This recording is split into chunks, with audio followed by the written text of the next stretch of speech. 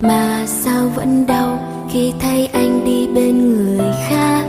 Vẫn biết từ lâu tất cả cũng đã phải nhạt màu, nhưng chưa khi nào em quên những giây phút ban đầu.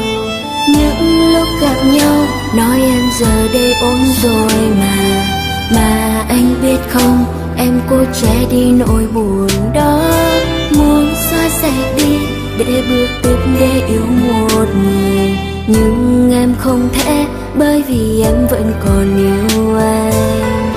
Vậy chỉ ta có thể một lần thôi anh hỡi hoán đổi cho nhau để anh biết em yêu anh thế nào, để cho anh sẽ biết niềm đau em phải gánh khi cứ yêu anh, dẫu biết tim anh nay đã nguôi lạnh. Phải đâu em yếu đuối tại vì yêu anh thôi, nước mắt em rơi giữa đêm khuya vắng em đêm mơ rồi. Ngày qua em vẫn sống, nụ cười em vẫn hết, nhưng anh biết không, em chưa bao giờ thấy lòng bình yên.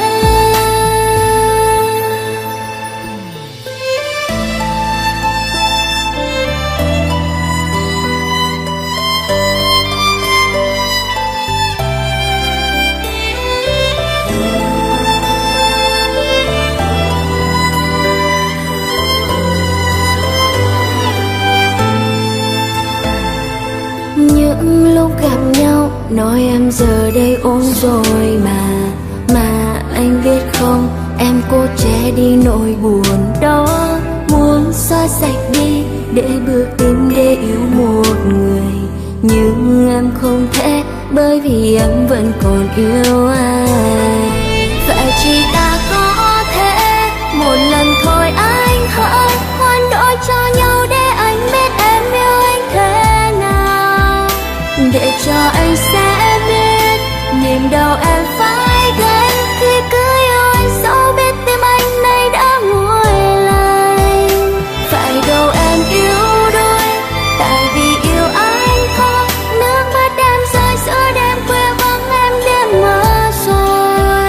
Ngày qua em vẫn sống, nụ cười em vẫn hết, nhưng anh biết không, em chưa bao giờ thấy lòng bình yên. Vậy chỉ ta có thể một lần thôi anh hỡi hoán đổi cho nhau để anh biết em yêu anh thế nào, để cho anh